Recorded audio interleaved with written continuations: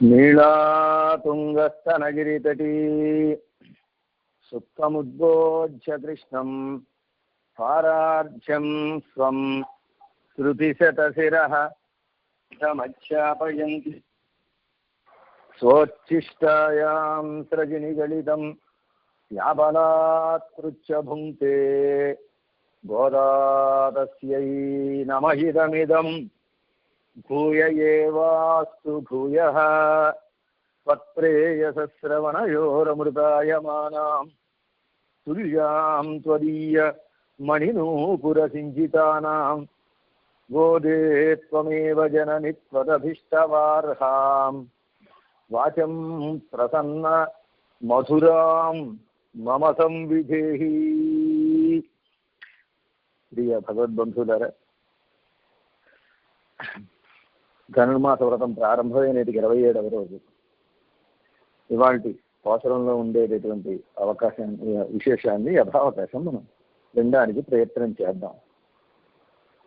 ఇవాళ పాసురం ఒక అత్యద్భుతమైనటువంటి పాసురం. అసలు ధనుర్మాస వ్రతం వచ్చిందే ఈ పాసురం కొరకు అని మన పెద్దల యొక్క సూక్తి. ఆండాళమ్మవారు ఈ పాసురంలో పరబ్రహ్మానుభవం ఏదైతే ఉందో, ఈ ముక్తుడు ఈ సంసారి ముక్తిని పొంది పరమపదానికి వెళ్ళిన తర్వాత పరమపదంలో ఆ పరమాత్మ అనుభవం, దానికి పరబ్రహ్మానుభవం అని పేరు. ఆ పరబ్రహ్మానుభవాన్ని అత్యద్భుతమైనటువంటి రీతిలో ఇవాళ పాసురం ద్వారా మనకి తెలియజేస్తున్నారు. ఎన్నో ఎన్నో ముఖ్యమైనటువంటి విశేషాలు ఈ పాసురం ద్వారా ఆండాళమ్మ మనకి తెలియజేస్తోంది. మనం తెలుసుకోవాల్సిన చాలా ప్రధానమైనటువంటి విశేషాలు ఆండాళమ్మ వారు ఈ పాసురం ద్వారా తెలియజేస్తున్నారు. భగవంతుడికి కైంకర్యం ఎలా చెయ్యాలి, ఇది చాలా ముఖ్యమైనటువంటి విషయం. చాలా మందికి పాపం తెలియదు విషయం. కైంకర్యం ఎలా చెయ్యాలి అంటే ఏదో పడి సేవ చేయడం తప్ప, మనం చేసినటువంటి కైంకర్యం సరైన క్రమంలో ఉందో లేదో తెలుసుకోవాలంటే మనం ఈ పాసురాన్ని విని తీరవలసిందే. ఆండాళమ్మ వారు ఒక అద్భుతమైన సేవని ఈ పాసురం ద్వారా సర్వేశ్వరుడు చేశారు. ఏమిటా సేవ అంటే 108 గంగాళాలతోటి అక్కార వడిసెలు అనేటటువంటి ప్రసాదం. అక్కారం అంటే బెల్లం, అడిసిల్ అంటే బియ్యం. బెల్లం, బియ్యం, నెయ్యి మొదలైనటువంటి ద్రవ్యాలు, ఈ రెండు చెప్తే మిగిలినవన్నీ చెప్పినట్టే అన్నమాట. అలాంటి ఒక అద్భుతమైనటువంటి ప్రసాదం. ఈ ప్రసాదం స్వీకరిస్తూ ఉంటే ఎలా ఉండాలి అని చెప్పిందంటే, అరచేతిలో ప్రసాదాన్ని ధరిస్తే అంటే పెట్టుకుంటే మోచెయ్యి వరకు నెయ్యి కారేటట్టుగా ఉండేటటువంటి ఒక అత్యద్భుతమైనటువంటి ప్రసాదం. స్వామి, మీతో కలిసి మేము చల్లగా స్వీకరించాలయ్యా గోపికలందరం అని ఆండాళమ్మ వారు ఈ పాసురం ద్వారా పరమాత్మకు ఒకనొక విన్నపం చేసింది. పరమాత్మకు ఒకనొక అద్భుతమైనటువంటి కైంకర్యం చేసింది. అలాగే 108 గంగాళాల వెన్న, 108 గంగాళాల అక్కార వడిసెలు అనేటటువంటి పరమాన్న ప్రసాదం. అక్కార వడిసెలు అంటే మన భాషలో పరమాన్నం అన్నమాట. కానీ విశేషమైనటువంటి ఒక పరమాన్నం, కన్నముదు అంటారు. కన్నముదు అని అనాలి పరమాన్నాన్ని. సంప్రదాయంలో కన్నముదు అంటారు. ఎందుకంటే కన్నముదు అని అనడం అంటే కన్ననుకు ఇష్టమైన అముదు, కృష్ణ పరమాత్మకి ఇష్టమైనటువంటి ఒకనొక అమృతంట. కనుక దానికి కన్నముదు అని పేరు వచ్చింది. కృష్ణ పరమాత్మకి దేవామృతం ఇష్టం కాదు, ఆయనకి ఇష్టమైనటువంటి అమృతం ఈ ప్రసాదం. కనుక ఈ ప్రసాదానికి కన్నముదు అని పేరు. అందుకే ఆండాళమ్మ వారు ఒకనొక అద్భుతమైనటువంటి రీతిలో ఈ ప్రసాదాన్ని తయారు చేసి స్వామి సన్నిధిలో సమర్పించింది. కైంకర్యం ఎలా చెయ్యాలి అనే విషయం మనం తెలుసుకోవాలి. కైంకర్యాలు 3 రకాలుగా ఉంటాయి. ఏమిటండి 3 రకాలు? భగవంతుడికి ఈ జీవుడు చేసేటటువంటి సేవలు 3 రకాలుగా ఉంటాయి. ఏమిటండి 3 రకాలు అంటే వాచిక కైంకర్యం ఒకటి, మానసిక కైంకర్యం ఒకటి, కాయకమైనటువంటి కైంకర్యం ఒకటి. వాచిక కైంకర్యం అంటే మాటల ద్వారా చేసేటటువంటి సేవ. మాటల ద్వారా కూడా సేవ ఉంటుందండి. అంటే మనం చూస్తూనే ఉంటాం దేవాలయాల్లో అధ్యాపకులు వాళ్ళు విజయ ప్రబంధ అనుసంధానం, వేద విన్నప్పం, వేద అనుసంధానం చేస్తూ ఉంటారు. దానికి వాచిక కైంకర్యం అని పేరు. కొంతమంది మానసికమైన కైంకర్యం చేస్తూ ఉంటారు. మానసికమైన కైంకర్యం ఏమిటి? మనసులో పరమాత్మని ధ్యానం చేస్తూ, మనసులో పరమాత్మ యొక్క గుణాలను తలుచుకుంటూ, మనసులో పరమాత్మ రూపాన్ని స్మరిస్తూ ఉండేటటువంటి స్థితి ఏదైతే ఉందో దానికి మానసికమైనటువంటి కైంకర్యం అని పేరు. 3వ కైంకర్యం కాయకమైన కైంకర్యం. కాయకమైన కైంకర్యం అంటే స్వామిని వేంచేపు చేయడం, ఉత్సవాలకు వేంచేపు చేయడం, అలాగే స్వామికి అర్చక స్వాములు చేసేటటువంటి తిరుమంజనాది సేవలు, ఆయన ఆరాధనాది సేవలు, ఇవన్నీ ఏవైతే ఉంటాయో, అలాగే తళిహ స్వామి చేసేటటువంటి తళిహ కైంకర్యం, వీటిని కాయకమైన కైంకర్యాలు అంటారు. అంటే వాచికమైన కైంకర్యం, మానసికమైన కైంకర్యం, కాయకమైన కైంకర్యం, ఈ 3 రకాలైనటువంటి కైంకర్యాలు చెయ్యాలి. కానీ ఈ 3టిలో ఏ ఒక్కటి సర్వేశ్వరుడి విషయంలో ప్రవర్తించినా చాలు. అంటే మనం పరమాత్మకి ఏదైనా ఒక సేవ చేయాలి అనుకుంటే, అంటే ఉదాహరణకి వాళ్ళ పాసురంలోనే అక్కార వడిసెల ప్రసాదం తయారు చేయాలి అనుకున్నాం. మనసులో స్వామికి నేను అక్కార వడిసెల ప్రసాదం తయారు చేయాలి అని ఒక సంకల్పం చేసుకోవాలి. మనసు నిండా ఈ అక్కార వడిసెల ప్రసాదం స్వామికి నేను సమర్పించాలి అని ఒక భావన నిండి ఉండాలి. అంతేకాదు వాక్కుతోటి అంటే నోటితోటి స్వామికి నేను అక్కార వడిసెల ప్రసాదమును సమర్పించుతున్నాను అని ఆ స్వామి నామం చెప్పాలి, ఆ ప్రసాదాన్ని చేసే కైంకర్యాన్ని చెప్పాలి. ఇక శారీరకంగా శరీరంతో ఆ ప్రసాదాన్ని మనం తయారు చేసి, అయితే తయారు చేసిన దాన్ని తెచ్చి స్వామి సన్నిధిలో పెట్టి స్వామికి ఆరగింపు సమర్పించడం, కైంకర్యం ఇలా ఉంటుంది. అంటే మనస వాచ కర్మణ అని త్రికరణ శుద్ధిగా ఏ సేవ చేయాలన్నా పరమాత్మకి చేయాలి. అది ప్రసాదం కావచ్చు, స్తోత్రం కావచ్చు, అలాగే పరమాత్మకి చేసే ఆరాధనాధికారి కావచ్చు, ఏవైనా సరే మనం త్రికరణ శుద్ధిగా పరమాత్మ విషయంలో ప్రవర్తించాలి. కానీ ఒక్కొక్కసారి నిజంగా పరమాత్మకు మనం త్రికరణ శుద్ధిగా చేయాలని ఉన్నా ఆ త్రికరణాలు పరమాత్మ విషయంలో ప్రవర్తించడం అనేది అసాధ్యం. మహానుభావులైనటువంటి అండాళమ్మవారి లాంటి మహానుభావులకి సాధ్యమే, కానీ మనలాంటి వాళ్ళకి ఎప్పుడూ 3 కరణాలు ఒక్క రకంగా ఉండవు. దేని పని చేసుకుంటూ పోతూ ఉంటుందంటే, వాక్కు తిరుప్పావై సేవాకాలం చేస్తూ ఉంటే మనసు ఎక్కడో ఉంటుంది, శరీరం ఏదో పనిచేస్తూ ఉంటుంది. అలా కాక త్రికరణ శుద్ధిగా చేయడం అనేది మహానుభావులకే సాధ్యం తప్ప మనకి సాధ్యం కాదు కదా. మరి మన గతి ఏమిటి? కేవలం ఒకే ఒక్క కరణంతో పరమాత్మకి సేవ చేసేటటువంటి మన గతి ఏమిటి? అధోగతేనా అంటే సద్గతే అని ఆండాళమ్మ వారు ఈ పాసురం ద్వారా చెబుతున్నారు. అదేమిటండి, ఎలా సద్గతి వస్తుందండి అంటే, నేను ముందుగా మనవి చేసినట్టుగా కైంకర్యాలు 3 రకాలుగా ఉంటాయి. చాలా మందికి ఒకానొక అనుమానం తప్పి పీడిస్తూ ఉంటుంది. ఏమిటా అనుమానం అంటే, స్వామికి మనం ఏదైనా చెయ్యాలి అని అనుకున్నాం. మన వాళ్ళు మొక్కులు అంటారు, మొక్కుకున్నారండి అంటారు. ఏం మొక్కుకున్నారు? స్వామి దగ్గరికి వెళ్ళి తిరుమలకి వెళ్ళి తిరుమలలో ఉండేటటువంటి తిరువేంకటముడయాన్ అంటే వెంకటేశ్వర స్వామికి ఏదో చాలా నీలాలు ఇస్తానని ఓ మొక్కుకున్నాడు. మొక్కుకుంటే అది చేయలేకపోయాడు, వెళ్ళలేకపోతే ఆ తర్వాత వీడి భావన ఎలా ఉంటుందో తెలుసండి.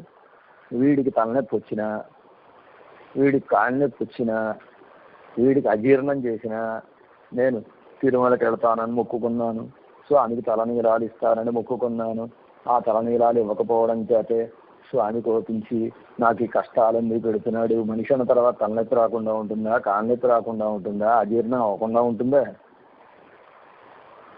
కానీ వీడు ఏమైనా భావన చేస్తాడు, ఇవన్నీ ఆ స్వామి ఏదో కోపంతో బాధ పెడుతున్నాడు మనని అని భావన చేస్తాడు. ఇది చాలా చాలా చాలా తప్పుడు భావన. వెళ్ళడం కంటే, వెళ్ళి మనం మొక్కు తీర్చుకుని రావడం కంటే వెళ్లకుండా ఉంటేనే బెటరు. అదేమిటండి వెళ్లకుండా ఉంటే బెటర్ అంటున్నారు? అంటే వెళ్ళాడు అనుకోండి, వీడికి ఏం మిగులుతుందంటే బోడిగుండే మిగులుతుంది.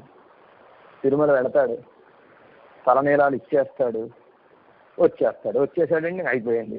మళ్ళీ తిరుమల అనే మాట జ్ఞాపకం ఉంటుందా? ఆయన సేవ అనే మాట జ్ఞాపకం ఉంటుందా? ఉండనే ఉండదు. ఇవ్వలేదనుకోండి, స్వామికి తలనీలాలు ఇద్దామనుకున్నాం, ఇవ్వలేకపోతున్నాం, తిరుమలకి వెళ్ళాలి, తలనీలాలు ఇవ్వాలి, తిరుమలకి వెళ్ళాలి, తలనీలాలు ఇవ్వాలి. ప్రతి నిత్యము ఆ స్వామి యొక్క క్షేత్రాన్ని తలుచుకుంటున్నాం, ఆ స్వామి యొక్క నామాన్ని తలుచుకుంటున్నాం, ఆ స్వామికి చేయాలనుకున్న సేవని తలుచుకుంటున్నాం. ఇది బెటరా? వెళ్ళి అక్కడ తలనీలాలు ఇచ్చేసి బోడిగుండు చేసుకుని రావడం బెటరా? ఇది చాలా మందికి పాపం తెలియక స్వామికి నేను ఏదో కైంకర్యం చేస్తానన్నాను, అది చెయ్యలేదు కనుక స్వామి నాకు కష్టాలు పెట్టాడు, ఇబ్బందులు కలిగించాడు అని అనుకుంటారు. ఇలా ఉండనే ఉండదు. అసలు ఆ స్వామికి మనం ఇచ్చే ఈ నెత్తి మీద, దాన్ని ఏదో అంటారు, నేను అనకూడదు ఆ మాట, నెత్తి మీద ఉండేటటువంటి ఈ తలనీలాలు ఆయనకి కావాలా? మన తలనీలాల వల్ల ఆయనకి ఏమిటి ప్రయోజనం? అవాప్త సమస్త కాముడైనటువంటి పరమాత్మ అంటే కావలసింది అనేది ఏదీ లేనివాడు ఆయన. అలాంటి స్వామికి మనం ఇచ్చే తలనీలాలు ఆయనకి కావాలా? దానివల్ల మనని కష్టాలు పెట్టేస్తాడా? దానివల్ల మనని శపించేస్తాడా? దానివల్ల మన ఇబ్బందుల్లోకి నెట్టేస్తాడా? అలా నెట్టేసేవాడైతే ఆయన దేవుడే కాడు. అసలు ఆయన దేవుడు ఎందుకు అవుతాడు?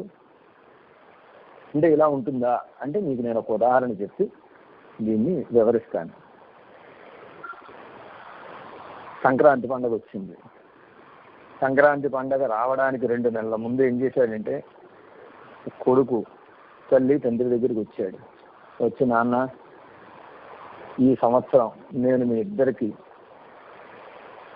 అమ్మకేమో నెక్లెస్ కొనాలనుకుంటున్నాను, మీకేమో బ్రేస్లెట్ కొనాలనుకుంటున్నాను, కనుక మీరిద్దరూ వీటిని స్వీకరించాలి. అంటే మాకెందుకురా, వద్దురా, నువ్వు అలాంటి పనులు చేయకు అన్నారు తల్లిదండ్రులు. అంటే మీరు వద్దనకూడదు, వద్దంటే కుదరదు, మీరు కావాలన్నా వద్దన్నా నేను మాత్రం మీకు కొనిచ్చే తీరతానన్నాడు.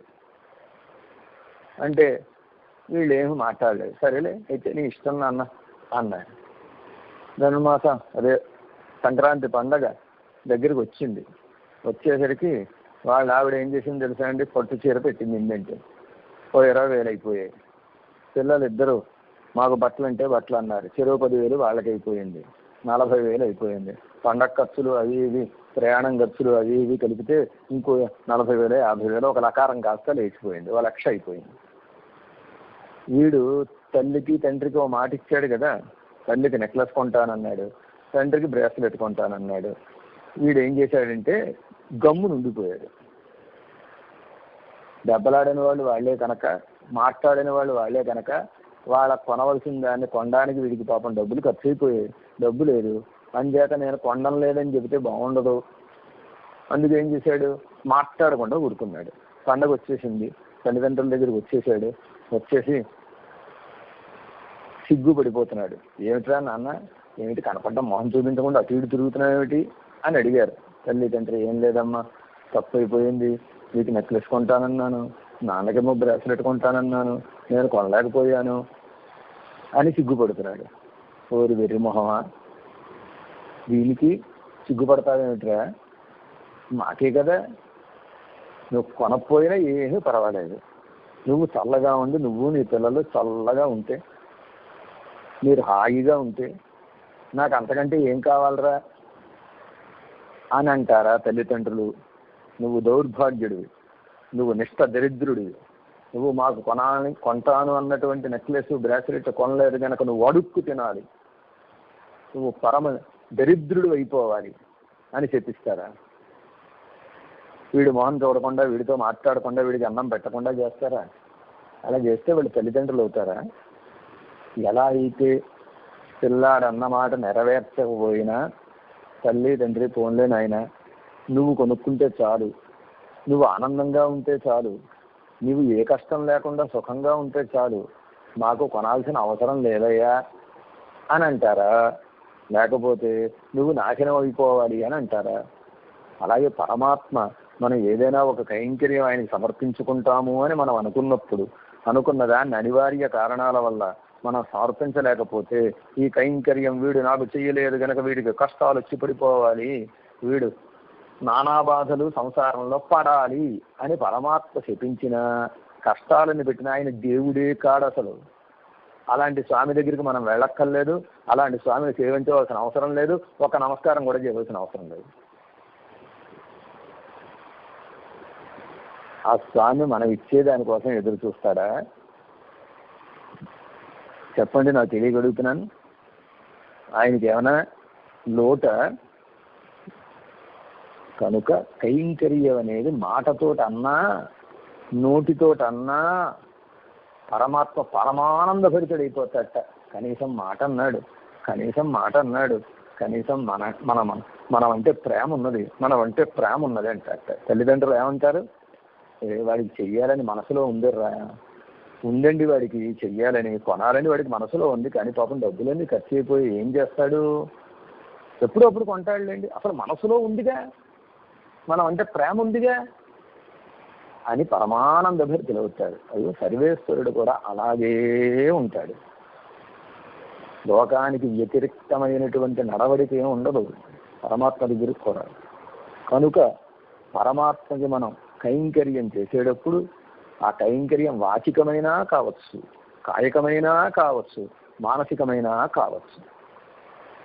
ఈ రహస్యాన్ని ఆండాళమ్మ వారు ఈ పాసురం ద్వారా తాను చేసిన కైంకర్యం ద్వారా మనకి తెలియజేస్తోంది. ఆండాళమ్మ వారు 108 గంగాళాలతోటి పరమాత్మకు అక్కారవడిసలు ప్రసాదం చేశాను అని చెప్పింది. నేను చేస్తానని మొక్కుకోలేదు. పాపం మొన్న ఒక ఆయన రాశారు, ఆండాళమ్మ మొక్కు తీర్చిన రామానుజులు అని. అసలు మొక్కుకోవడమే ఉండదు, ఇంకా తీర్చడం ఏమిటి? ఆవిడ మొక్కుకోలేదు, ఆవిడ కైంకర్యం చేసింది. ఏం కైంకర్యం చేసింది? 108 గంగాళాల అక్కార వడిసల కైంకర్యం చేసింది, 108 గంగాళాల వెన్న కైంకర్యం చేసింది. ఎలా చేసింది కైంకర్యం? వాచికంగా చేసింది. ఏంటండి, మాట అంటే సరిపోతుందా? అంటే మాట అంటేనే చాలు పరమాత్మకు. మనం కూడా ప్రతినిత్యం ఆరగింపు సమర్పించేటప్పుడు ఏం చేస్తాం?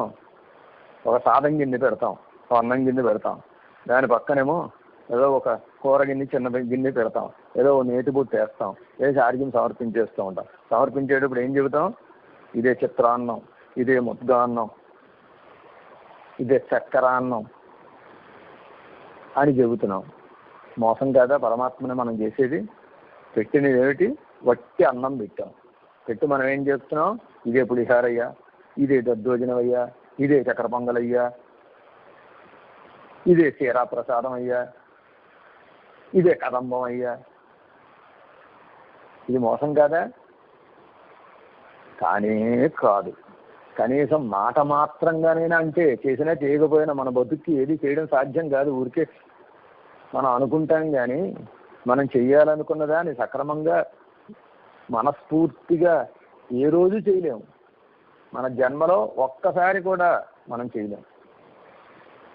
కానీ కనీసం మాటతో చెప్పడానికే, స్వామి నీకు బంగారు కవచం చేయిస్తానయ్యా అంటే ఏం పోయాయి? పరమాత్మ సంతోషిస్తాట. వీడికి ఎంత ప్రేమో నేనంటే, నాకు బంగారు కవచం చేయించాలని ఉంది వీడికి, ఎప్పటికప్పుడు చేయిస్తాడులే అని ఆ కవచం చేయించడానికి తగినటువంటి ఒకానొక శక్తిని మనకి కటాక్షిస్తాడు. ఇది భగవంతుడి దగ్గర ఉండేటటువంటి గొప్పతనం. ఆండాళమ్మ వారు వాచక రూపంలో కైంకర్యం చేసింది. తాను అనుగ్రహించినటువంటి నాచ్యారు తిరుముడి అనేటటువంటి గ్రంథంలో ఆండాళమ్మవారు ఈ కైంకర్యాన్ని చేసినట్టుగా పాసురాన్ని అనుగ్రహించారు. నారు నడుంబుజిల్ மாலிரன் சோலை நம்பிக்கி நான் 100 தடாவில் வெண்ணெய் வாயு நேர்ந்து பராவி வைத்தேன் 100 தடா நிறந்த அக்காரவடிகள் சொன்னேன் 7 திருவுடையான் ఇండ్రు వందు ఇవై కొళ్ళుంగురో. తిరుమాలిరన్ సోలై అని ఒక క్షేత్రం. ఆ క్షేత్రంలో ఉండేటటువంటి చిన్ని పెరుమాళ్ళకు ఆయన ఉన్నారు. ఆ చిన్ని పెరుమాళ్ళని మీరు ఎప్పుడైనా వెళ్ళి సేవించండి. ఆ పెరుమాళ్ళ పేరు ఏరు తిరువుడయాన్ అని పేరు. ఆ స్వామికిట ఆండాళమ్మవారు 108 గంగాళాలతోటి నారు దడుంబుజిల్ మాలిరన్ సోలై నంబిక్కి బాగా పరిమళాన్ని వెదజల్లేటటువంటి తోటలతోటి చుట్టుముట్టు ఉండేటటువంటి తిరుమాలిరన్ సోలై అనే క్షేత్రంలో వేంచేసి ఉన్న పూర్ణుడైనటువంటి స్వామికి నా 100 తడావిల్ వెన్నై వాయునేర్ంది పరావి వైతే నేను 100 తడావిల్ వెన్నై 100 గంగాళాల వెన్న, అలాగే వాయు నేర్ంది పరావి వైతే 100 తడా నిరంద అక్కారవడిసల్ 100 గంగాళాలతోటి నిండుగా అక్కారవడిసల్ సమర్పించుతున్నాను అని అని చెప్పాను. సమర్పించాను అని చెప్పాను. అక్కారవడిసల్ నేను నీకు సమర్పిస్తానయ్యా అని మొక్కుకోలేదు. అక్కారవడిసల్ నీకు సమర్పించాను, ఇదిగో చూడు అని చెప్పాను. చెబితే ఆయన ఆ వెన్నని పాయసాన్ని స్వీకరించాడు. ఇందు వందు కొళ్ళుంగోలో ఇదిగో సమర్పించాను స్వామి ఈ పాయసాన్ని, అలాగే ఈ వెన్నని నువ్వు స్వీకరించు. స్వామి స్వీకరిస్తాడా అని వాగ్రూపంలో అక్కడ ఒక 108 గంగాళాలు అక్కారవడిసలు సమర్పించినట్టుగా, ఒక 108 గంగాళాలు వెన్నను సమర్పించినట్టుగా ఈవిడి తిరుమాలిరన్ సోలై క్షేత్రానికి వెళ్ళను లేదు, ఆ క్షేత్రంలో ఉండే స్వామిని సేవించను లేదు, ఆ స్వామి ముందు 108 గంగాళాలు అక్కారవడిసలు 108 గంగాళాలు వెన్న సమర్పించను లేదు. శ్రీవిల్లిపుత్తూరులోనే ఉండి ఆ తిరుమాలిరన్ సోలైలో ఉండేటటువంటి పెరుమాళ్ళకి తాను వెన్నని సమర్పించినట్టుగా, తాను అక్కారవడిని సమర్పించినట్టుగా చెప్పిందంటే, సమర్పించాను స్వామి దీన్ని స్వీకరిస్తావా నువ్వు, నా స్వామి వచ్చి స్వీకరిస్తాడా అని అంది. అంటే ఆ పరమాత్మ వచ్చి శుభ్రంగా స్వీకరించాట. స్వీకరించి గోదా నీకేం కావాలో కోరుకో, అద్భుతమైన కైంకర్యం చేసావు నువ్వు అని ఆ పెరుమాళ్ళు అడిగారట. అడిగితే మళ్ళీ తర్వాత పాసురంలో చెబుతోంది. இன்று வந்தித்தனை அபுது செய்திடப்பெறில் நான் 100,000 கொடுத்தி పిన్నుం ఆళుం செய்வன். స్వామి ఇది స్వీకరిస్తే నువ్వు నాకేమిస్తావు అని అడిగాడు తిరుమాలిరన్ సోలైలో ఉండేటటువంటి పెరుమాళ్ళు. అడిగితే ఈవిడంది స్వీకరించినన్నా, స్వీకరిస్తే నీకేమిస్తానో తెలుసా, ఏమిస్తాను, ఒక్కొక్క గంగాళం మళ్ళీ 1,00,000 అయ్యేటట్టుగా కైంకర్యం చేస్తానండి. 100, 100, 1000. 100 అంటే 1, ఒక్కొక్క గంగాళం, 100 అంటే 100, 1000 అంటే 1000, 100 × 1000 ఎంత 1,00,000. ఇప్పుడు నేను ఒక్క గంగాళమే సమర్పించాను, నువ్వు గనక దీన్ని స్వీకరిస్తే దీన్ని ఏం చేస్తాను, ఒక్కొక్క దాన్ని 1,00,000 గంగాళాలు చేస్తాను.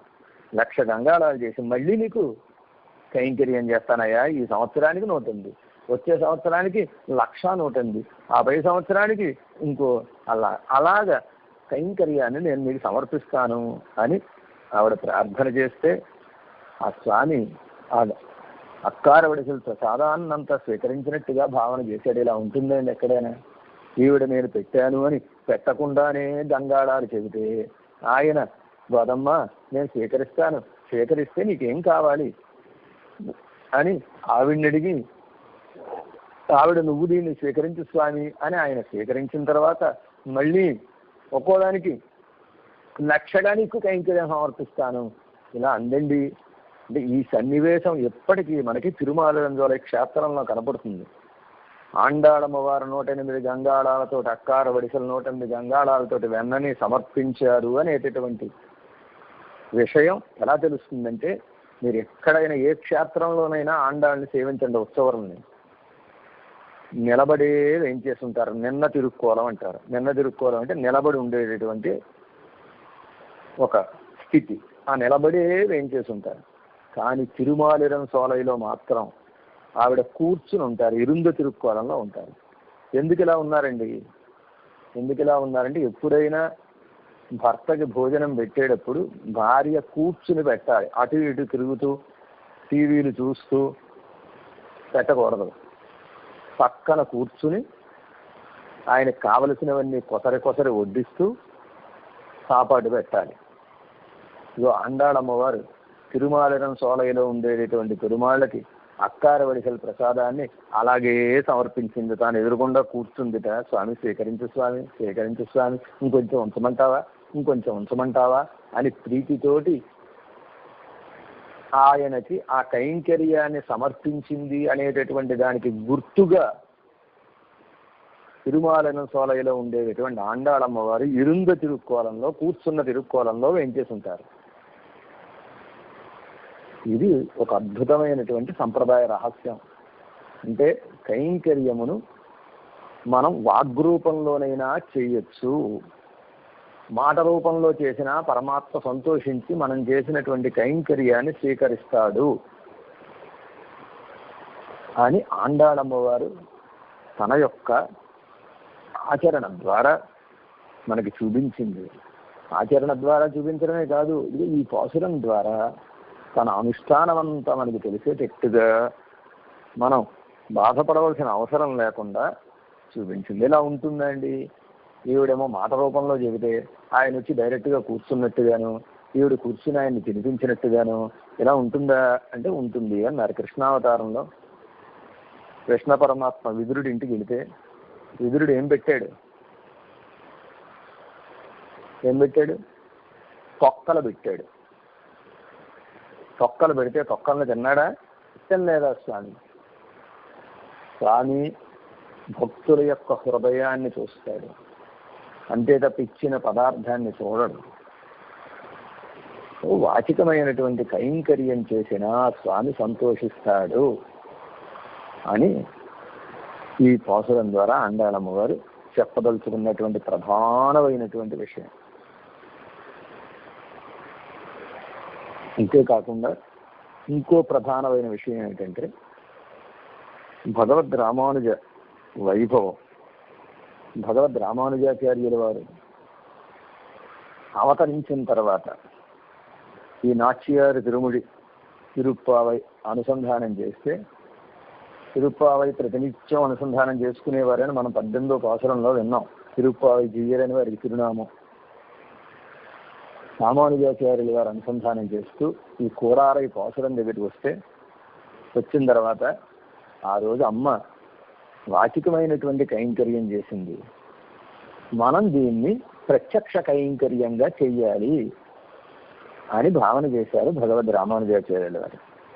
భావన చేసి తిరుమాలిరం సోలై క్షేత్రానికి వెళ్ళి, తిరుమాలిరం సోలై క్షేత్రంలో ఒక 108 గంగాళాన్ని, బంగారు గంగాళాన్ని తయారు చేయించి, దాని నిండా అక్కార వడిసల ప్రసాదం తయారు చేయించి, అలాగే 108 గంగాళాలు వెన్నని స్వామికి ప్రత్యక్షంగా అమ్మ చేసిన వాచిక కైంకర్యాన్ని ప్రత్యక్ష కైంకర్యంగా వీరు చేశారు. భగవద్ రామానుజాచార్యుల వారు చేశారు. చేస్తే ఆ స్వామి ఆనందంగా స్వీకరించాడు. స్వీకరించడమే కాదు, ఈ కైంకర్యం అయిన తర్వాత అమ్మ దగ్గరికి వేయించేశారట భగవద్ రామానుజాచార్యుల వారు. శ్రీవిల్లిపుత్తూరు వెళ్ళి అమ్మను సేవించుకుందాం, కైంకర్యం చేశాం కదా అమ్మ, నీ యొక్క అభీష్టాన్ని నేను నెరవేర్చాను. ఆ రోజు నువ్వేదో వాగ్రూపంగా చేశావు, కానీ ప్రత్యక్షంగా చేయడానికి నీకు అవకాశం లేకపోయింది, దాన్ని నేను ప్రత్యక్షంగా చేశాను అని సోదరికి ఏదైనా కోరుకుంటే అన్నగారు తమ్ముడు నెరవేర్చాలి. అలాగే భగవద్ రామానుజాచార్యులు వారు ఆవిడ ఆశయాన్ని నెరవేర్చి అమ్మను సేవించడానికి వెళ్ళారట. వెళితే ఆ గోదమ్మ వారు తాను ఉండేటటువంటి సన్నిధిలోంచి ముందుకొచ్చి ఎన్ కోయిలన్నా వారాయి అని పిలిచిందిట. నా శ్రీరంగంలో ఏం చేసిండే అన్నగారు అని సంబోధన చేసింది. చూడండి, 4 అన్నలు ఉన్నారనుకోండి. 4 అన్నలు ఉంటే నరసాపురం అన్నగారు ఒకరు, ఏదో యుఎస్ఏ అన్నగారు ఒకరు, లండన్ అన్నగారు ఒకరు అని పిలిచినట్టుగా భగవద్ రామానుజాచార్యులు వారి శ్రీరంగంలో వేంచేసి ఉంటారు గనక ఆ శ్రీరంగంలో వేంచేసింది రంగనాథుడికి కైంకర్యం చేసేటటువంటి వారి వైభవాన్ని కలుసుకుని మా శ్రీరంగం అన్నగారు వేంచేయండి అని అండాళమ్మ వారు పిలిచిందని ఆనాటి నుంచి భగవద్ రామానుజుల వారికి గోదాగ్రజులు అని కోయిలన్న అనేటటువంటి ఒకనొక తిరునామం వచ్చింది అని భగవద్ రామానుజాచార్యుల వారి అష్టోత్తరంలో గోదాగ్రజాయ నమః అనే ఒక తిరునామం, గోదాభీష్ట ప్రపూరకాయ నమః అని ఒక తిరునామం, 2 తిరునామాలు ఉన్నాయి. అలాగే ఆండాళమ్మ వారి అష్టోత్తరంలో యతిరాజ సహోదర్యై నమః, రామానుజుల వారికి చెల్లెలైనటువంటి ఓ ఆండాళమ్మ నీ కొరకు నమస్కారం అని ఈ విధంగా భగవద్ రామానుజులు ఈ యొక్క వాచిక కైంకర్యాన్ని ప్రత్యక్ష కైంకర్యంగా చేసి తిరుమాళరం సోలవిలో ఉండేటటువంటి పెరుమాళ్ళకు అందించారు. ఇది కూడా మనకి పాసురం ద్వారా తెలుసుకోవాల్సిన ముఖ్యమైన విషయాలు అదొకటి. అంతేకాదు, అసలు ఆండాళమ్మ వారికి ఈ అక్కార వడిసెల ప్రసాదం సమర్పించాలి అనేటటువంటి ఆలోచన ఎందుకు కలిగిందండి? ఆ కలగడానికి కారణం ఏమిటి అంటేట, పెరియాళ్ళవార్లు ప్రతిరోజు శ్రీ భాగవతాన్ని కాలక్షేపం చెప్పేవారట. ప్రతిరోజు శ్రీ భాగవతాన్ని అనుసంధానం చేస్తూ అందులో ఉండేటటువంటి విశేషాన్ని వారు కాలక్షేపంగా అనుగ్రహించేవారట. అనుగ్రహిస్తూ ఉంటే ఆ శ్రీ భాగవతంలో ఆండాళమ్మ వారికి బాగా నచ్చినటువంటి ఘట్టం ఒకటి ఉందిట. ఏమిటా ఘట్టం అంటే సద్దన్న భోజన ఘట్టం. కృష్ణ పరమాత్మ గోపకులతో కలిసి సద్దన్నాన్ని భోంచేశాడు అని శ్రీ భాగవతంలో వ్యాస మహర్షి దాన్ని ఒక ఘట్టంగా వర్ణించాడు. ఇదేమిటండి? సద్దన్నం భోజనానికి ఒక కథ. ఆ సద్దన్నం భోజనం అదొక అద్భుతమా? దాన్ని అందరూ వినాలా? కృష్ణ పరమాత్మ తిన్నాడా అని మనకు సందేహం. దీన్ని చెప్పేటప్పుడు ఆ సుఖ మహర్షి జాగ్రత్త, ఓ మహారాజా, పరీక్షిత్ మహారాజా విను, నువ్వు జాగ్రత్తగా విను, అతి గుహ్యం వదామితే, నీకు చాలా రహస్యమైనటువంటి విషయాన్ని నేను చెబుతాను విను. భ్రూయు శిష్యస్య స్నిగ్ధస్య గురవో గుహ్యముత్తమం, నీకు అత్యంత గుహ్యతమమైన, గుహ్యతరం కాదు గుహ్యతమమైనటువంటి ఒక విషయాన్ని నేను చెబుతున్నాను విను. ఎందుకు చెబుతున్నాను తెలుసా? నువ్వు నాకు శిష్యుడు గనక, నీ యందు నాకు ప్రేమ ఉన్నది గనక నేను చెబుతున్నాను విను అని రహస్యాన్ని జాగ్రత్తగా వినమని చెప్పి హెచ్చరించి మరీ చెప్పేసేట ఒక మహర్షి. ఏమిటండి రహస్యం? ఏమిటా రహస్యం అంటే సద్దన్న భోజనం. ఈ సద్దన్న భోజనం మళ్ళీ రహస్యమా? మనం భోజనం చేస్తే అది విషయము కాదు, రహస్యము కాదు. అది పరమాత్మ భోజనం చేస్తే, అందున శ్రీకృష్ణ పరమాత్మ భోజనం చేస్తే అది విషయము, విశేషము, రహస్యము. రహస్యాల్లో అన్నిట్లో కూడా రహస్యతమము, రహస్యోత్తమము అవుతుంది. ఏమిటండి సద్దన్న భోజనం అంటే, కృష్ణ పరమాత్మకి ఈ గోపకులకి వాళ్ళ ఇంట్లో ప్రతిరోజు ఓ మూట కట్టించేవారు. సద్దన్న ప్రసాదాన్ని మూట కట్టించేవారు. మూట కట్టిస్తే వీళ్ళు రోజు అడవికి వెళ్దాం. అడవికి వెళ్ళిన తర్వాత మొట్టమొదటి చేసే పని ఏమిటంటే సద్దన్నం భోజనం చేయడం, ఆటలు ఆడుకోవడం. ఇది వీళ్ళ యొక్క కార్యక్రమం. ఓ రోజు కృష్ణ పరమాత్మ ఏం చేశాడంటే, వీళ్ళకి ఆ భోజనం మూటలు గుర్తుకు రాకుండా చేశాడు. వెళ్ళగానే ఆటలు మొదలెట్టేశారు. చక్కగా కృష్ణ పరమాత్మతోటి ఆటలు ఆడుకుంటున్నారు. ఆటలు ఆడుకుంటే మధ్యాహ్నం అయిపోయింది. మధ్యాహ్నం అయిపోతే విపరీతమైనటువంటి ఆకళ్ళు వేసేస్తున్నాయి. కృష్ణ పరమాత్మ ఎప్పుడు పిలవట్ట, వెళ్ళగానే ఎవడి భోజనం వాడిది, ఎవడి మూట వాడి విప్పుకోవడం, ఎవడి తిండి వాడు తినడం, ఎవడి చేతులు వాడు కడుక్కోవడం. కానీ ఈరోజు ఏం చేశాడంటే కృష్ణ పరమాత్మ అనుకున్నట్ట, వీళ్ళకి నా యొక్క పరమపదానుభవాన్ని రుచి చూపించాలి. పరమపదంలో ఎలాంటి ఆనందం అయితే ఉంటుందో, పరమపదంలో ఎలాంటి అనుభవం అయితే ఉంటుందో, నా పరమపద అనుభవమును వీరికి నేను రుచి చూపిస్తాను అని పరబ్రహ్మానుభవాన్ని రుచి చూపించాలి అనుకున్నటువంటి పరమాత్మ ఏం చేశాడంటేట, రండర్రా అందరూ రండి, ఓ బాలకులారా రండి, మనందరం చద్దన్నం తిందాం అని పిలిచాట. పిలిచి చూడండి, ఇవాళ చద్దన్న భోజనం, మన భోజనం ఒక ప్రత్యేకం, ఎప్పట్లా తినకూడదు సుమా, మరి ఎలా తినాలి అన్నాడు. అష్టదళ పద్మంలా కూర్చోండి, 8 రేకులు ఉండేటటువంటి పద్మంలా కూర్చోవాలన్నాడు. అందరు టకటక పిల్లలందరూ అష్టదళ పద్మ ఆకారంలోకి మారిపోయారు, కూర్చున్నారు. మధ్యలో కృష్ణ పరమాత్మ కూర్చుని సరే ఇప్పండి మూటలు అన్నాడు. ఇప్పండి మూటలు అని మధ్యలో తాను కూర్చుని అందరూ కలిసి చద్దన్నాను అద్భుతమైనటువంటి రీతిలో భోంచేశారట. ఎలా భోంచేశారంటే పోతన గారు చాలా ఆశ్చర్యంగా చెప్పాడు. సుఖ మహర్షి చాలా అద్భుతంగా హసంతో హాసయంతస్య ఎలా చేశారట, హసంతో హాసయంతస్య నవ్వుతున్నారట, నవ్విస్తున్నారట, తుళ్ళుతున్నారట, తుళ్ళిస్తున్నారట, నవ్వుతూ నవ్విస్తూ తుళ్ళిస్తూ ఆ చద్దన్న భోజనాన్ని చేశారట. ఎలా చేశారంటే, ఎలా తినాలో తెలుసా, చెప్తున్నాను వినండి అని చేయి చాతమన్నాడు.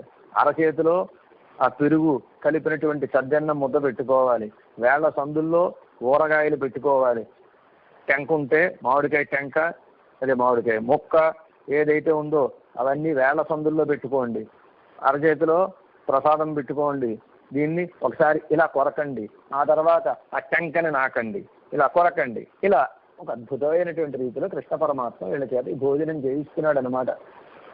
పరమపదంలో పరమాత్మని సేవించినప్పుడు, ఆ పరమాత్మని సేవించినప్పుడు కలిగేటటువంటి ఆనందానికి పరమానందం అని పేరు.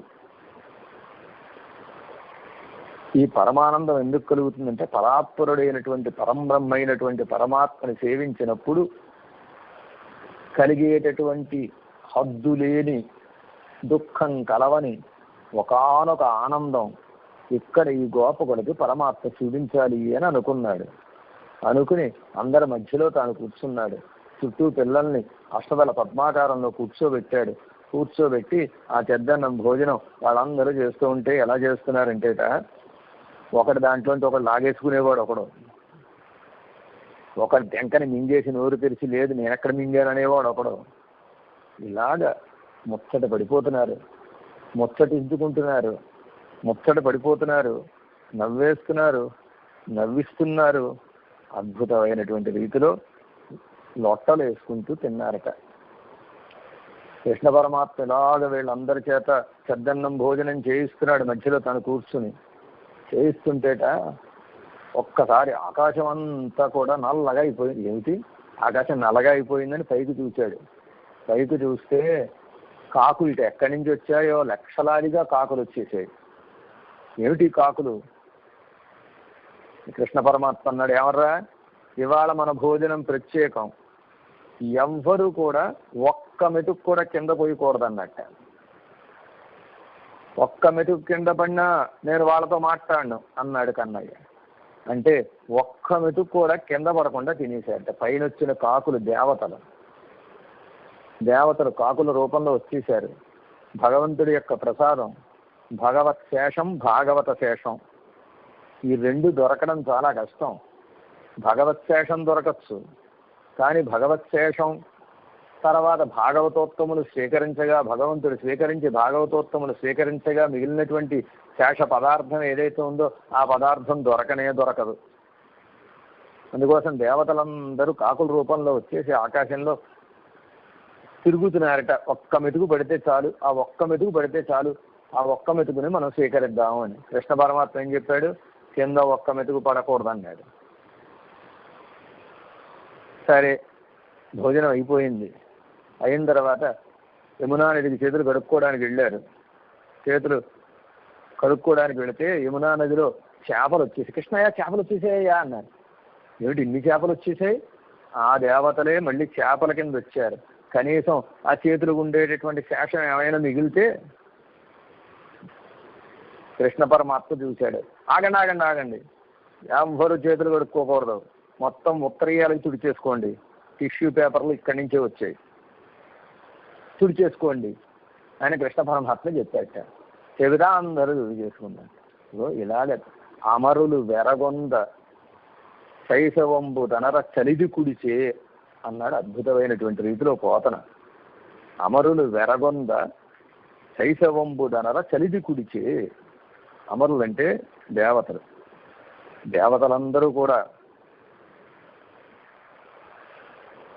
దొరకక, ప్రసాదం దొరక్కపోతున్నా, మనకు దొరక్కపోతున్నా అని ఆశ్చర్యపడేటట్టుగా, ఏమిటి పరమాత్మ ఏమిటి,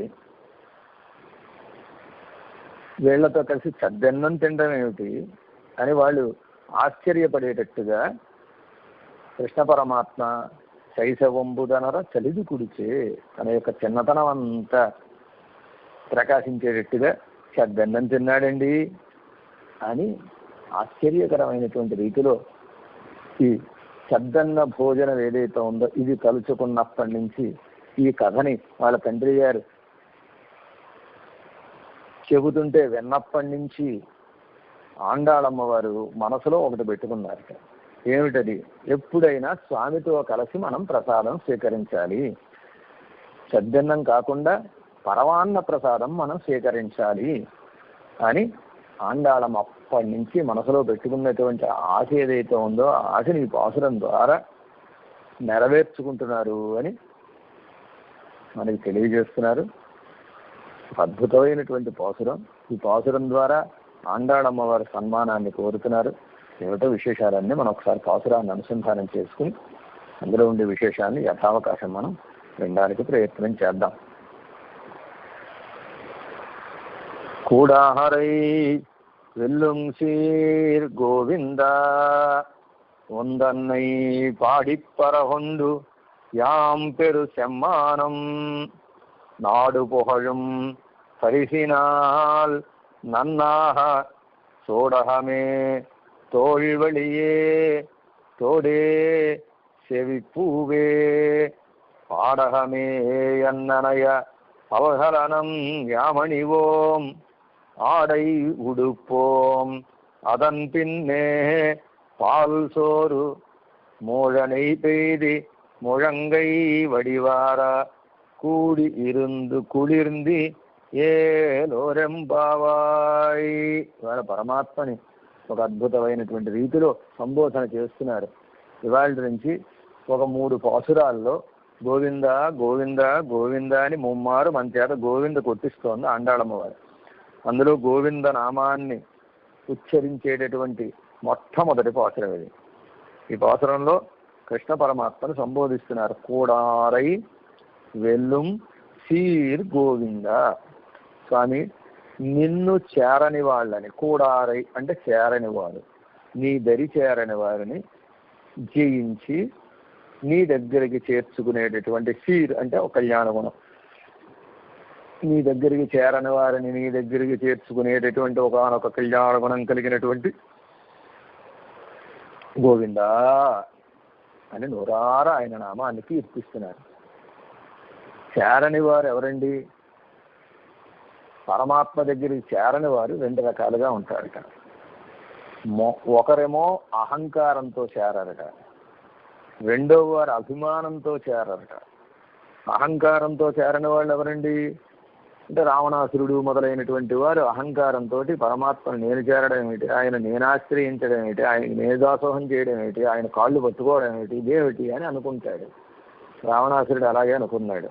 నువ్వు వంగక్కర్లేదురా, కనీసం షేక్ హ్యాండ్ చేయరా చాలు అని అమ్మ చెప్పినప్పటికీ కూడా ఆయనతో స్నేహం చేయడానికి కూడా అంగీకరించలేదుట.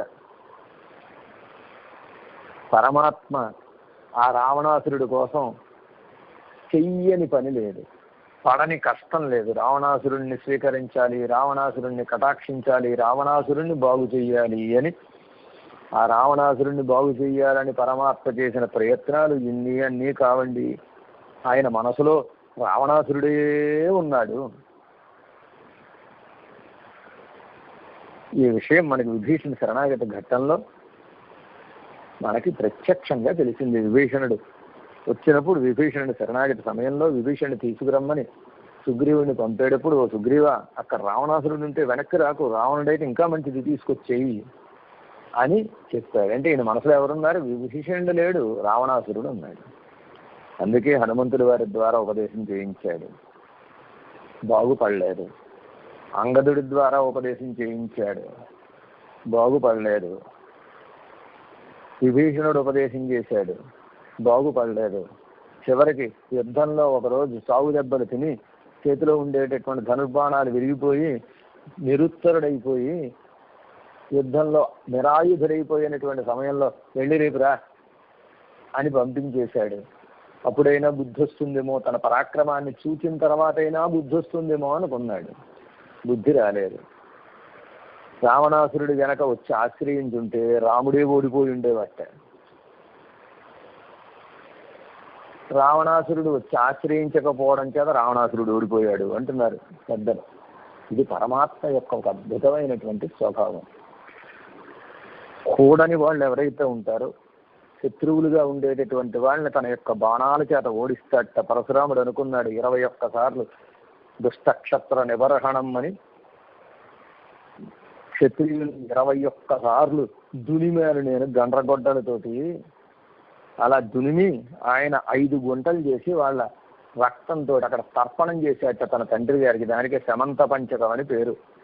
అక్కడే దగ్గరలోనే భారత యుద్ధం జరిగింది. అలాంటి గొప్ప పరాక్రమం కలిగినటువంటి వాడు పరశురాముడు. అలాంటి పరశురాముడు శ్రీరామచంద్రుడి దగ్గరికి వచ్చి శివధనుస్సుని విరగొట్టాడు అని తెలిసి శ్రీరామచంద్రుడి దగ్గరికి వచ్చి ఆధనుస్యం ఉందయ్యా, ఎప్పుడు పాతది, ఇదిగో వినియోగంలో ఉండేటటువంటి ఉపయోగించినటువంటి వస్తువులు ఏమవుతాయి? తుప్పొచ్చి పాడైపోతాయి. అలాంటి ధనుస్సుని విరవడం గొప్ప కాదు. ఇది అది హరచాపం, ఇది హరిచాపం, దీన్ని విడుచు, దీన్ని ఎక్కుపెట్టి చూస్తాను అని అహంకారంతో రామచంద్రుడినే ఎదిరించాడు. ఎదిరిస్తే రామచంద్రుడు ఏం చేశాడు? ఆ ధనుస్సుని ఎక్కుపెట్టాడు. ఎక్కుపెట్టిన తర్వాత, ఏమయ్యా, నేను బాణాన్ని ఎక్కుపెట్టిన తర్వాత తిరుగు ఉండదు, దానికి ఏం చేయమంటావు అంటే, అప్పుడు ఈ యొక్క కామగమనాన్ని ఖండించేస్తున్నానని ఆయన ఉండేటటువంటి కామగమన శక్తిని ఖండించేశాడు, లేకుండా చేశాడు ఆ బాణంతో. అలాగ పరశురాముడిని ఓడించాడు. అదే పరశురాముడు వచ్చి దాసోహం చేసుంటే రామచంద్రుడే ఓడిపోయేవట. ఇది పరమాత్మ యొక్క స్వభావం. కూడని వారిని జయించేటటువంటి ఒకానొక స్వభావం కలిగిన వాడ. కూడని వారంటే శత్రువులుగా ఉండేవాడు కొంతమంది. శత్రువులుగా ఉండేటటువంటి వారు పరమాత్మకు దూరంగా ఉంటారు. నమ్మాళ్ళు వారు ఒక పాసురంలో చెబుతారు, పత్తుడై అడిగేవారు కెడియవని పిరాలు కలియవని. పరమాత్మ ఎలాంటి వాడు అంటే తన విషయంలో భక్తి కలిగిన వారికి అత్యంత సులభుడిగా ఉంటాడట. తన విషయంలో భక్తి లేకుండా ఆయన విషయంలో శత్రుత్వం కలిగినటువంటి వాళ్ళు ఎవరైతే ఉంటారో వాళ్ళకి ఈయన వైభవం తెలుసుకోవడానికి సాధ్యం కానే కాదు అన్నారు. ఎవరినైనా వంచగలిగినటువంటి సామర్థ్యం కలిగిన వాడు పరమాత్మ. ఇలా ఉంటుందండి అంటే, కృష్ణ పరమాత్మ దూతగా వెళ్ళినప్పుడు, రాయభారిగా వెళ్ళినప్పుడు దుర్యోధనుడు ఒక ఏర్పాటు చేశాడు. ఏమిటి ఏర్పాటు తెలుసా? స్వామిని అవమానించాలి అని ఓ ప్లాన్ చేశాడు. కృష్ణ పరమాత్మ సభలోకి వచ్చినప్పుడు ఎవ్వరూ లేవద్దు. ఎవరైనా లేచారంటే తలకాయ తీసేస్తాను. ఎవ్వరూ లేవకండి, ఆయన అవమానపరచాలి అని. పెద్దలను అవమానపరచడం అంటే పెద్దగా ఏం చేయక్కర్లా. వాళ్ళు వచ్చినప్పుడు లేచి నుంచోకుండా కరోడాలా కూర్చున్నాం అనుకోండి, చాలు, అదే అవమానం పెద్దలకి. కనుక కృష్ణ పరమాత్మను అవమానపరచడం కోసం ఈయన వేసిన ప్లాన్ ఏమిటి? ఎవ్వరూ లేవద్దు, ఆయన సభలోకి వచ్చిన ఎవ్వరూ లేవకండి అని చెప్పాడు. అని చెబితే కృష్ణ పరమాత్మ సరిగ్గా సభలోకి వచ్చాడు. సభలోకి రాగానే మై మరచిపోయి, ఒళ్ళు మరిచిపోయి, తనను తాను మరిచిపోయి ముందుగా లేచి నిలబడిన వాడు ఎవరు? దుర్యోధనుడు. ముందుగా లేచి దుర్యోధనుడు నిలబడ్డట. వెంటనే అందరూ లేచి నిలబడిపోయారు. శరర్హళి కరియవిత్తహన్, దుర్యోధనుడికి అర్థం కానటువంటి ఒకానొక వైభవం కలిగిన వాడు ఆయన్ని చూసి లేచి నిలబడడం, లేచి నిలబడకుండా ఉండడం, అది వీడి చేతుల్లో ఉందా? ఆయన సౌందర్యంలో ఉండేది, ఆయన వైభవంలో ఉండేది. ఆయన వైభవం ఏం చేస్తుంది? మైమర్చిపోయేటట్టుగా చేస్తుంది, అవసరైపోయేటట్టుగా చేస్తుంది. అవసరైపోయి లేచి నిలబడతారు అని అలాగ దుర్యోధనుడు లేచి నిలబడ్డ అలాంటి ఒకానొక గొప్ప వైభవం కూడారై వెల్లుం సీర్ గోవింద. ఎవరైతే నిన్ను చేరకూడదు, నీకు దూరంగా ఉండాలని అనుకుంటారో అలా అనుకునేటటువంటి వాళ్ళని దగ్గరికి చేసుకునేటటువంటి ఒకానొక వైభవం కలిగినటువంటి స్వామి అని చెబుతున్నారు. సరే, శత్రువులను అయితే బాణాలతోటి జయించి వాళ్ళని తన పాదాక్రాంతులుగా చేసుకుంటాడు పరమాత్మ.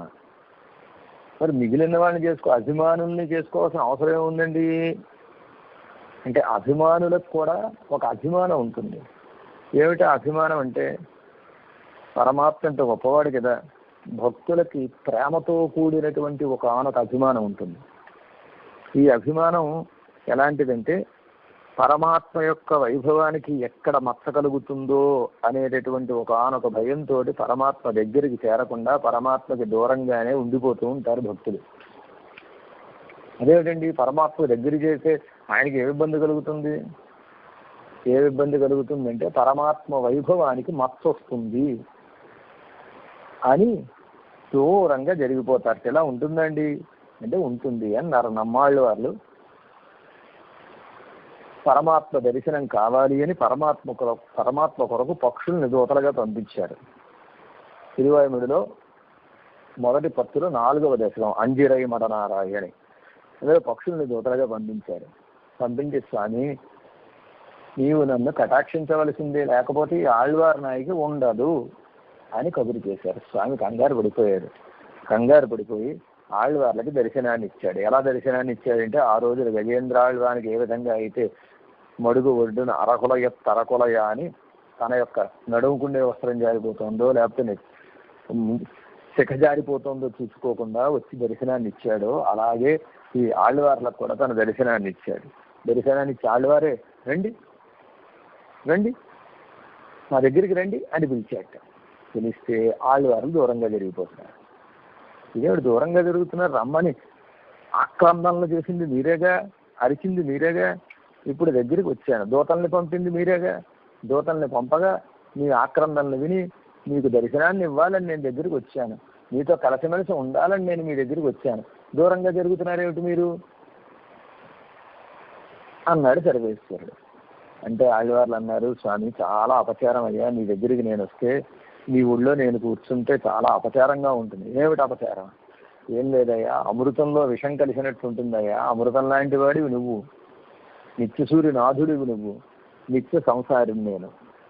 నిత్య సూర్యనాథుడైనటువంటి నీ పక్కకి నిత్య సంసారిగా ఉండేటటువంటి నేను చేరితే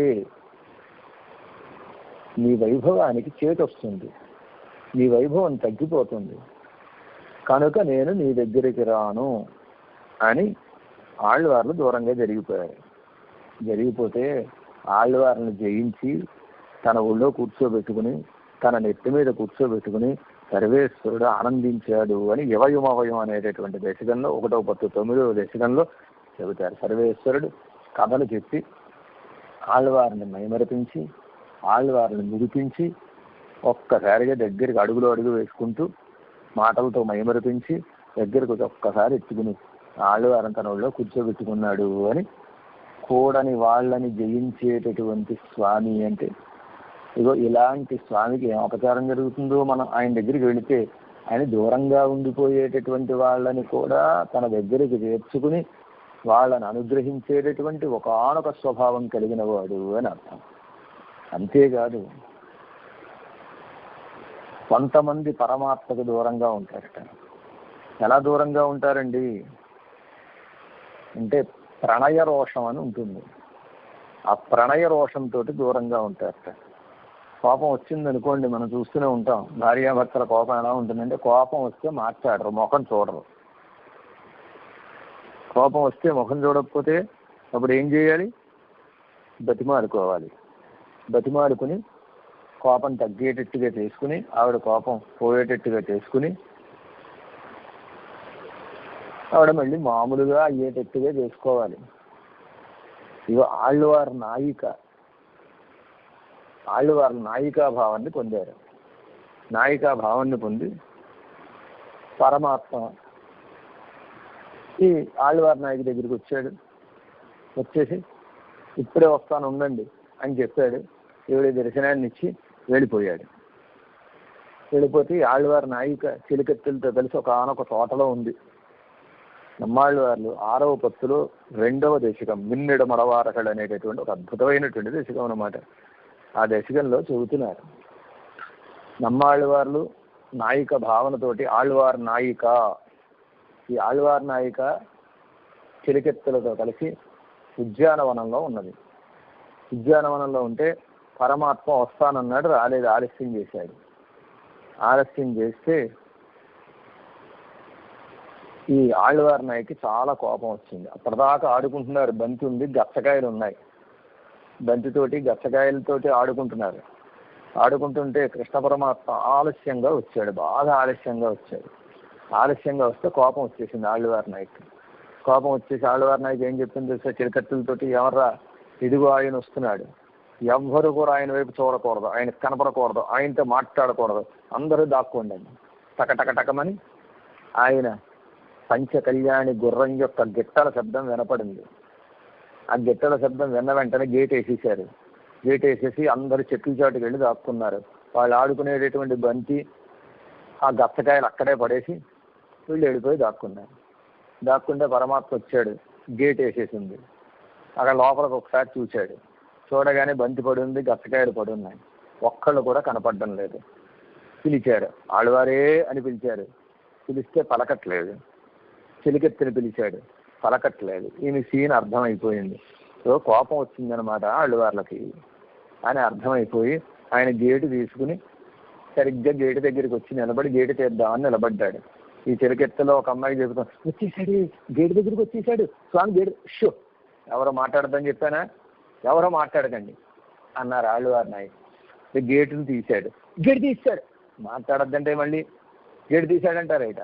లోపలికి వచ్చాడు, లోపలికి వచ్చాడు, షూ, మాట్లాడకండి. లోపలికి వచ్చి ఏం చేశాడంటే ఆ బంతిని తీశాట.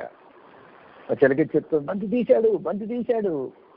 బంతి తీసి తన నెత్తి మీద పెట్టుకున్నట్ట, వక్షస్థలంలో పెట్టుకున్నట్ట, పాదాల మీద పెట్టుకున్నట్ట, గచ్చకాయలను తీసేట, గచ్చకాయలను వక్షస్థలంలో పెట్టుకున్నట్ట, నెత్తి మీద పెట్టుకున్నట్ట, పాదాల్లో పెట్టుకున్నట్ట.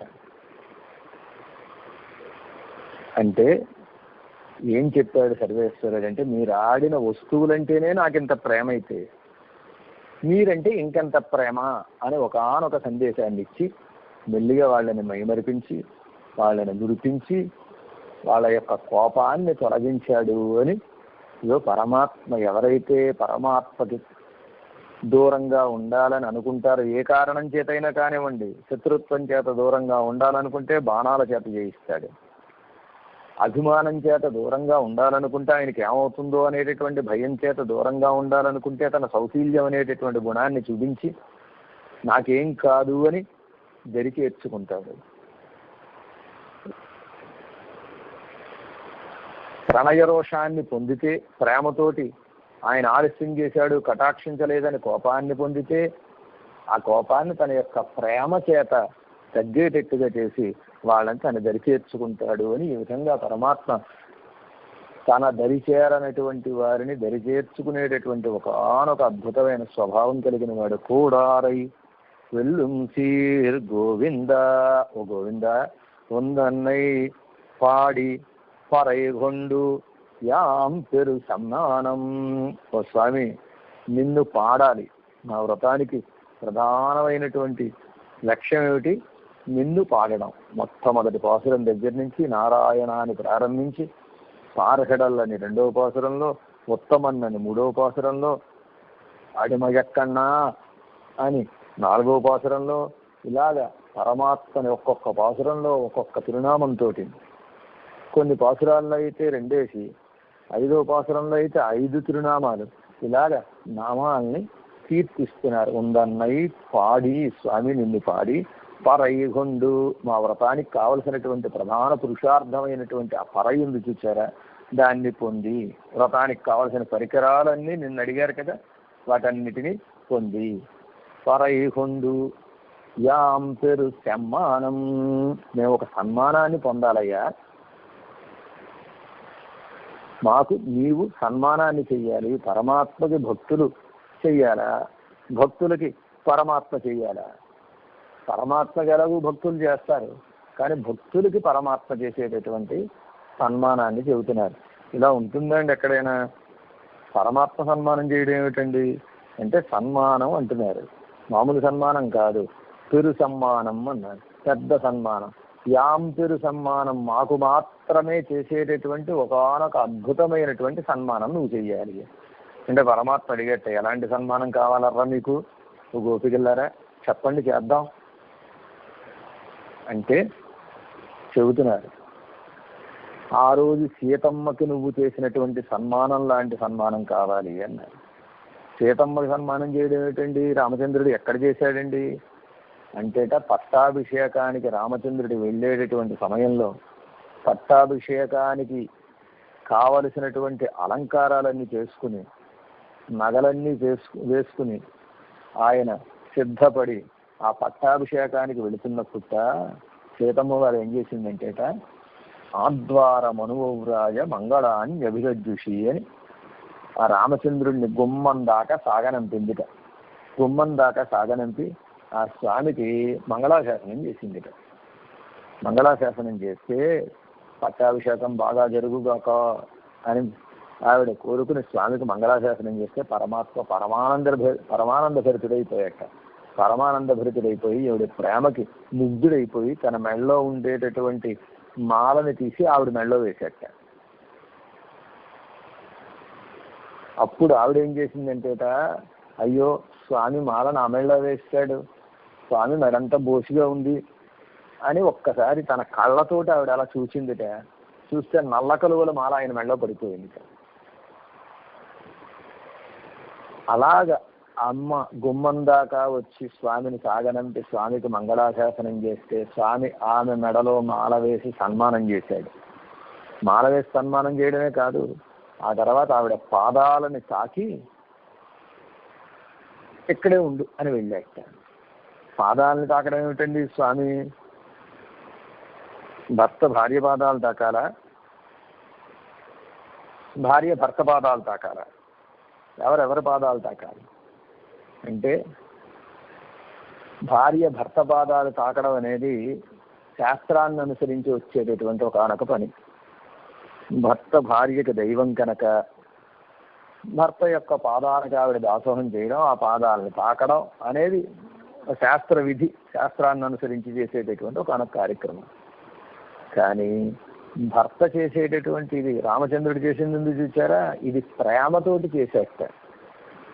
ప్రేమతో చేసేటటువంటి పనులకి శాస్త్రంతో ఏం సంబంధం ఉండదు, శాస్త్రంతో ఏం సంబంధం ఉండదు, ప్రేమతో చేసే పని కనుక పరమాత్మ ప్రేమతోటి ఆవిడ పాదాలని తాకి నువ్వు ఇక్కడే ఉండు అని ఆవిడ దగ్గర నుంచి ఆయన వీడ్కోలు తీసుకుని వెళ్ళాడు. అలా వెళ్ళేటప్పుడు ఆ రోజు సీతమ్మ మెళ్ళలో నువ్వు మాలను వేసి ఆవిడ పాదాలని తాకి చేసినటువంటి సన్మానం ఉంది చూచావా, అలాంటి సన్మానం కావాలయ్యా మాకు. పతి సమ్మానిత సీత భర్తారమసితేక్షణ ఆద్వారం అనుభవరాజ మంగళాన్యభిదద్యషి అని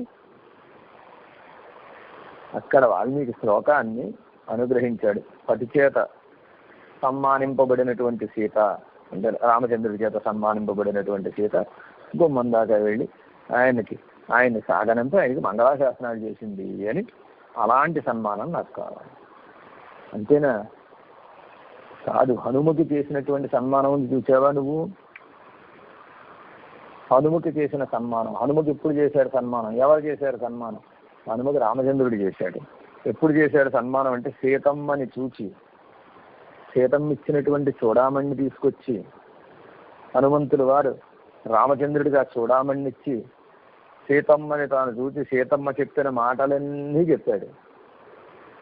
చెబితే పరమాత్మ పరమానంద భరితుడైపోయాడు. ఆహా, ఎంత ఉపకారం చేసావయ్యా నువ్వు అని మధురాలాప కిమాహ మమభామిని అని మా ఆవిడ చాలా తీయగా మాట్లాడుతుంది. ఇంకా ఏం చెప్పింది చెప్పు అని 1కి 10 సార్లు ఆవిడ చెప్పిన మాటలన్నీ ఈయన చేత చెప్పించుకుని విని ఆనందభరితుడైపోయి నీకేమి ఇవ్వాలయ్యా, ఏమి ఇవ్వగలనయ్యా నేను అని ఏష సర్వస్వభూతస్థు పరిష్వంగో హనుమత.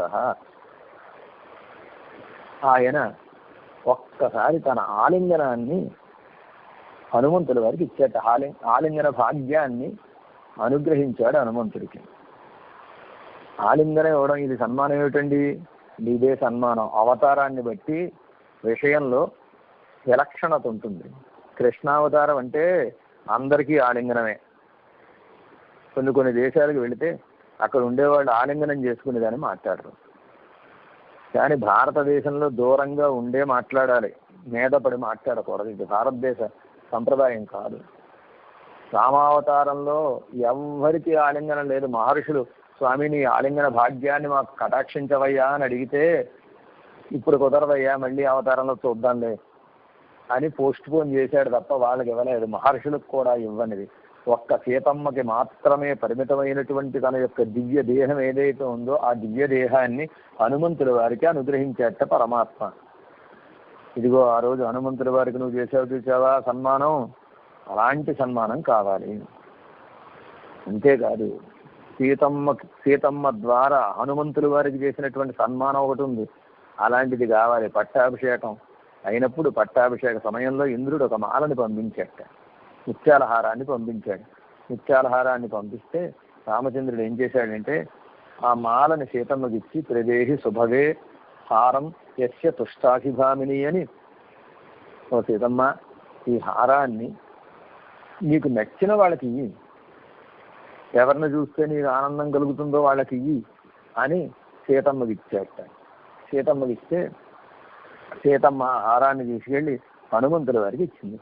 అలాగా ఆ రోజున అమ్మవారి ద్వారా హనుమంతుల వారికి నువ్వు చేసినటువంటి సన్మానం లాంటి సన్మానం కావాలి. తిరుమంగై ఆళ్వార్లకి రంగనాథుడు చేసిన సన్మానం లాంటి సన్మానం కావాలి. తిరుమంగై ఆళ్వార్లు దివ్యదేశ యాత్రలు చేస్తూ ఉంటే రంగనాథుడి కల్లా కనపడి వచ్చేయండి మీరు, ఇంకా మీ మీద నేను బెంగ పెట్టుకున్నాను అని చెప్పారు. చెబితే తిరుమంగై ఆళ్వార్లు వెంటనే తమ యొక్క యాత్రల్ని ముగించుకుని గబగబా శ్రీరంగానికి వేయించేశారు. శ్రీరంగానికి వేయించేస్తే శ్రీరంగంలో ఉండేటటువంటి పెరుమాళ్ళు మీకు మేము సన్మానం చేయాలనుకుంటున్నాం, గతంలో చేస్తామంటే మీరు తర్వాత అన్నారు, ఇప్పుడు మేము చేయాలనుకుంటున్నాం, మా సన్మానాన్ని స్వీకరించవలసింది అని పెరుమాళ్ళు చెబితే అప్పుడు తిరుమంగయ్య వాళ్ళు అన్నారట, సరేనయ్యా నేను అడిగినట్టు చేస్తావా నువ్వు అనుకున్నట్టు చేస్తావా, నీకు ఎలా కావాలంటే అలాగే చేస్తాను సన్మానాన్ని అంటే అప్పుడు ఆ తిరుమంగయ్య వాళ్ళు ప్రార్థన చేశారు. స్వామి 21 రోజులు నువ్వు ఉత్సవాన్ని పెట్టుకుని ఒక 20 రోజులు దివ్య ప్రబంధం అంతా శ్రవణం చెయ్యాలి, చేసి 21 రోజున నమ్మాళ్ళు వాళ్ళకి పరమపదోత్సవాన్ని జరిపించాలి, 21 రోజున ఈయల్ ప్రబంధాన్ని నువ్వు శ్రవణం చెయ్యాలి అని ఆ రోజు తిరుమంగయ్య వాళ్ళు ప్రార్థన చేస్తే పరమాత్మ అంగీకరించి తిరుమంగయ్య వాళ్ళ యొక్క కోరిక ప్రకారం అధ్యయనోత్సవాలు ఈనాటికి జరిగేటట్టుగా ఒకనొక ఏర్పాటుని చేశాడు. అలాగే తిరుమంగయ్య వాళ్ళకి ఆ రోజు నువ్వు చేసావు చూసావా, అలాంటి సన్మానం మాకు కావాలి. యాం పెరు సన్మానం ఎలా ఉండాలి? సన్మానం నాడు పొహళం పరిశీనాహాల్ నన్నాహ, లోకమంతా పొగిడేటట్టుగా ఉండాలి. అది ఇచ్చేటటువంటి బహుమానాలు కూడా చాలా అద్భుతంగా ఉండాలి, లోకమంతా పొగడాలి. ఏదో కృష్ణ పరమాత్మట గోపికలకట సన్మానంట, పెద్ద సన్మానంట, గొప్ప సన్మానంట చేసేట అని అందరూ పొగడాలి. అంటే ఈవిడ లోకమంతా పొగడాలని కీర్తిని కోరి చేస్తోంది ఈ వ్రతం. కీర్తిని కోరి చేయడంలా అయినప్పటికీ లోకమంతా పొగడ్డం అంటే గోదమ్మ, కృష్ణ పరమాత్మ, సన్మానం, ఈ 3 మాటలు అంటే చాలు వాళ్ళు ఉజ్జీవిస్తారు అని. లోకోజ్జీవన కోసం లోకం పొగడాలనుకుంటోంది తప్ప తనకేదో కీర్తి కావాలని లోకం పొగడాలనుకోవట్లేదు. నాడు పుహళం పరిసినాల్ నన్నాహ. ఇగో ఈ సన్మానంలో మాకు కావలసినవి చెప్తున్నాను స్వామి, విను. ఏం కావాలో చెప్తున్నాను విను. తోడహమే తోళ్వళియే తోడే చెవిప్పూవే పాడహమే ఎందనయ పల్హలనం యామణి ఓం. ఇవి కావాలి అని అడుగుతోంది. ఏం కావాలని అడుగుతోంది? చూడహమే అంటే చేతికి వేసుకునేటువంటి గాజులు, కంకణాలు. తోళ్వళియే భుజాలకు ధరించేటటువంటి భుజ బంధులు అంటారు, భుజబంధు. భుజబంధు అంటే అరవంకీలు అనమాట, భుజాలకి ధరించే అరవంకీలు. తోడే తోడే అంటే చెవులకు పెట్టుకునేటటువంటి దుద్దులు. చెవిప్పూవే ఆ పైన పెట్టుకునేటటువంటి కర్ణ పుష్పాలు, చెవులకు పైన పెట్టుకునేటటువంటి పుష్పాలు. పాడహమే కాళ్ళకి పెట్టుకునేటటువంటి అందెలు. ఎండ్రనయ ఇలాంటివి. పల్హలనం యామణి ఓం అనేక ఆభరణాలను మేము ధరించాలి అని కోరుతున్నారు. ఈ కోరినటువంటి ఈ ఆభరణాల్లోనే మొత్తం రహస్యం అంతా ఉంది అని చక్రాంకనములు ఈ ఆభరణముల ద్వారా చెప్పబడుతున్నాయి, మంత్రాలు చెప్పబడుతున్నాయి అని చెబుతున్నారు. చూడహమే అంటే చేతికి ధరించేటటువంటి కంకణాలు చెబుతున్నారు. అంటే చక్రాంకనముల సమయంలో ఆచార్యులు చేతికి కట్టేటటువంటి కంకణం ఏదైతే ఉందో ఆ కంకణాన్ని ఇక్కడ చూడహమే అని చెప్తారు. తోళ్వళియే తోళ్వళయే తోళ్వళయే అంటే భుజాలకు ధరించేటటువంటి శంఖచక్రాలు. తోడే తోడే అంటే చెవులకి పెట్టుకునే దుద్దులు. దుద్దులకి 8 రాళ్ళు ఉంటాయి. ఈ 8 రాళ్ళు అష్టాక్ష మహామంత్రం. చెవిప్పూవే ఆ పైన 2 పుష్పాలు ఉండాలి, కర్ణ పుష్పాలు. ఈ 2 ద్వయమంత్రం. పాడహమే 4 పాదాలతో కూడి ఉండేటటువంటి చరమ శ్లోకం. ఎన్ననయ పల్హలనం యామణి ఓం. ఇలాంటి అనేకమైనటువంటి ఆభరణాన్ని మేము ధరించాలి అని ప్రార్థన చేస్తున్నారు వీళ్ళు. పరమపదానికి వెళ్ళిన తర్వాత ఈ జీవుడు పరమపదంలో ఉండేటటువంటి పరమాత్మని సేవించేటటువంటి ఒకనొక సేవనే ఈ ఆభరణాల ద్వారా ఈ రకంగా చెబుతున్నారు. ఆడై ఉడుపోం అంతేకాదు చక్కటి వస్త్రాలు మేము ధరించాలి. అదన్ పిన్నే కేవలం వస్త్రాలు ధరించడం అంటే ఎప్పుడైతే ఈ చక్రాంకనాన్ని పొందారో పొందగానే భగవంతుడికి నేను దాసుణ్ణి అనేటటువంటి ఒక భావన కలుగుతుంది. అలాంటి దాసత్వ భావన మాకు కలగాలి, అదే వస్త్రం. ఆ తర్వాత అదన్ పిన్నే పాల్ సోరు మూడనై పేది ముழங்கை వడివారా. ఆ తర్వాత ఏం కావాలి అంటే పాలతో చేసినటువంటి ప్రసాదం ఏదైతే ఉందో పాల్ సోరు. పాలు సోరు అంటే అన్నం. అలాంటి పరమాన్న ప్రసాదాన్ని, అక్కార వడిసలు అనేటటువంటి ప్రసాదాన్ని మూడ నెయ్యి ముழங்கை వడివారా చేతిలో ప్రసాదం పెట్టుకుంటే మోచేతి వరకు నెయ్యి కారేటట్టుగా మేము ఆ ప్రసాదాన్ని స్వీకరించాలి అని అంటున్నారు. ఏమిటండి ఈ ప్రసాదం? నెయ్యి, అన్నం, పాలు, ఈ 3టితో కూడినటువంటి ఒకనొక ప్రసాదం. అన్నం అంటే పరమాత్మ, అన్నం పరబ్రహ్మ స్వరూపం అని చెప్పారు కదా, అన్నం అంటే పరమాత్మ. అలాగే నెయ్యి, పాలు అంటే పరమాత్మ యొక్క కళ్యాణ గుణాలు. బెల్లం అంటే పరమాత్మ యొక్క దివ్యమంగళ విగ్రహ సౌందర్యం. బెల్లం మధురంగా ఉంటుంది, స్వామి సౌందర్యం కూడా మధురంగా ఆస్వాదనీయంగా ఉంటుంది. నెయ్యి అంటే ఇతర విషయ వైరాగ్యం. ఇతర విషయ వైరాగ్య పూర్వకంగా పరమాత్మని సేవించడం ఏదైతే ఉందో దానికి ఈ అక్కార వడిసెల ప్రసాదం అని పేరు. చేతిలో ప్రసాదం పెట్టుకున్నారు, మోచేదాకా నెయ్యి కారిపోయింది. నెయ్యి కారిపోయింది అంటే ఇతర విషయాన్ని వదిలిపెట్టి పరమాత్మనే, పరమభోగ్యమైనటువంటి పరమాత్మనే, పరమాత్మ యొక్క కళ్యాణ గుణానుభవం ద్వారా, పరమాత్మ యొక్క దివ్యమంగళ విగ్రహ అనుభవం ద్వారా ఆయన్ని మనం సేవించాలి అని ఆండాళమ్మ వారి వాళ్ళ పాసురంలో ఈ ప్రసాదాన్ని మనం స్వీకరించాలి అని ఒక అద్భుతమైనటువంటి రీతిలో అద్భుతమైన ప్రసాదాన్ని మనకి అందిస్తున్నారు. ఈ పూటగా మనం కాలక్షేపాన్ని పూర్తి చేసుకుందాం. శ్రీమచ్చై విష్ణు జత్తార్య మనోనందన హేతవే నందనందన సుందర్యై గోదాయై నిత్యమంగళం. జై రామానుజ.